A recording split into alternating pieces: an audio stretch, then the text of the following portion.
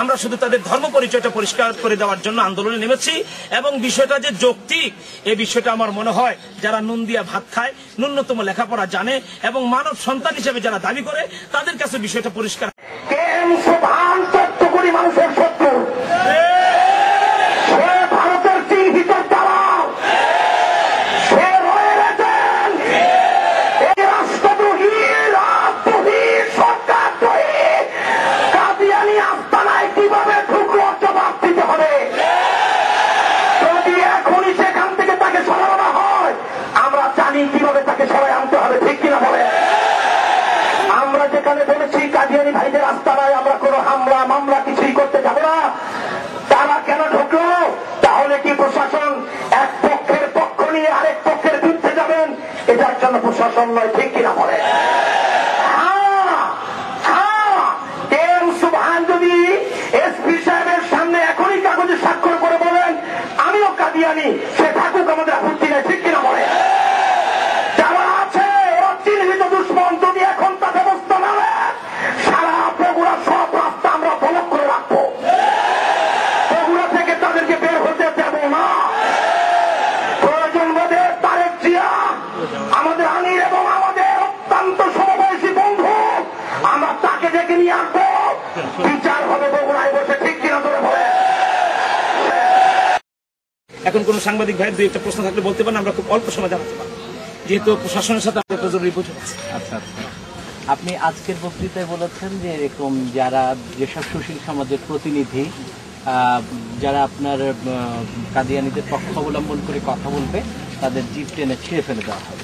না, এই কথাটা এইভাবে নয়। যারা বাংলাদেশের বিরুদ্ধে অবস্থান নেবে তাদের জিপ টেনে ছিঁড়ে ফেলা হবে। আর আমি বলছি তথাকথিত সুশীল সমাজ আমরা, যারা ভদ্রসানী, আমরা সুশীল সমাজ।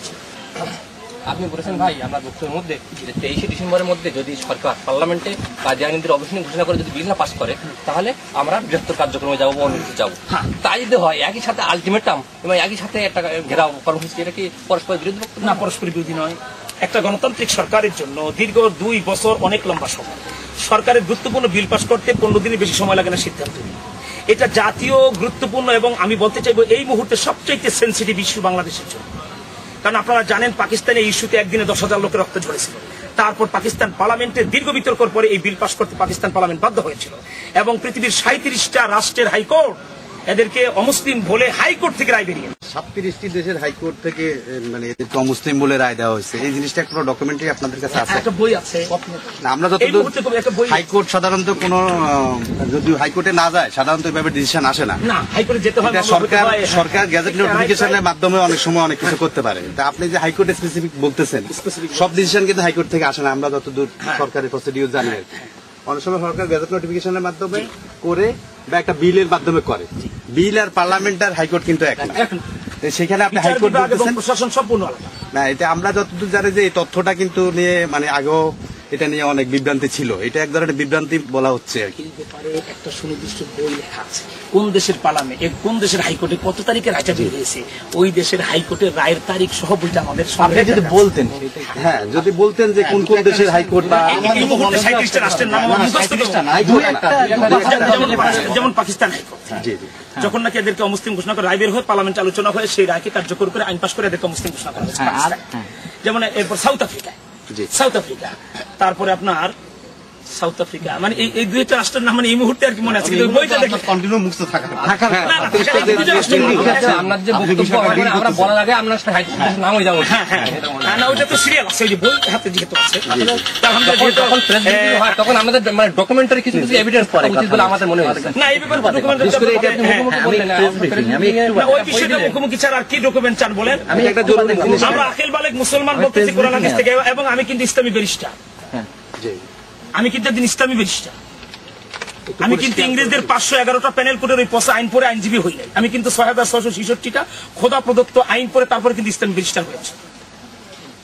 আপনারা আপনাদের বক্তব্যে অনেক ক্ষেত্রে গভর্নমেন্টকে বেশ অনার করছেন এবং বলছেন যে পক্ষের এই কথাটা আপনি অনেকবারই বলছেন। ওই বই নিষেধ হওয়ার জন্য শুধু মোবারকবাদ না, অনেক দিক থেকে পক্ষে বলছেন।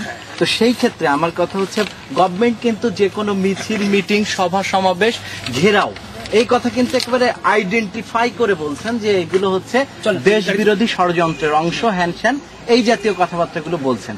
এখন এই ক্ষেত্রে মানে আপনারা যেহেতু গভর্নমেন্টকে অনার করেই কাজটা করছেন, তাহলে এই ঘেরাওটা কি সেই অংশেরই হবে না যে বিশৃঙ্খলা? বাংলাদেশের একজন সচেতন সাংবাদিক হিসেবে আপনি জানেন বাংলাদেশের প্রধানমন্ত্রী এবং মাননীয় স্বরাষ্ট্র প্রতিমন্ত্রী এবং বাংলাদেশের তথ্য মন্ত্রণালয়ের দায়িত্বে যিনি আছেন, যাদেরকে তারা অ্যাটাক করে এই বিষয়টা বলেন, তাদের অন্তর্ভুক্ত আমাদের এই সংগঠন নয়।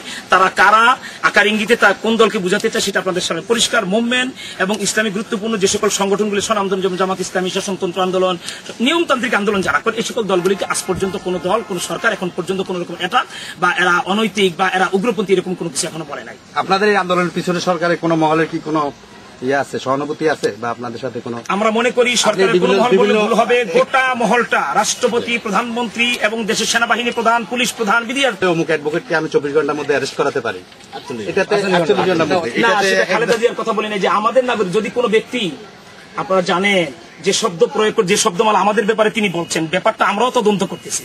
আমরা কিন্তু বাংলাদেশে ভেসে আসি নাই, আমাদের পিছনেও কিন্তু ডাক দিলে লক্ষ জনতা আসে। আমরাও কিন্তু এই দেশের গণমানুষের নেতৃত্ব করি।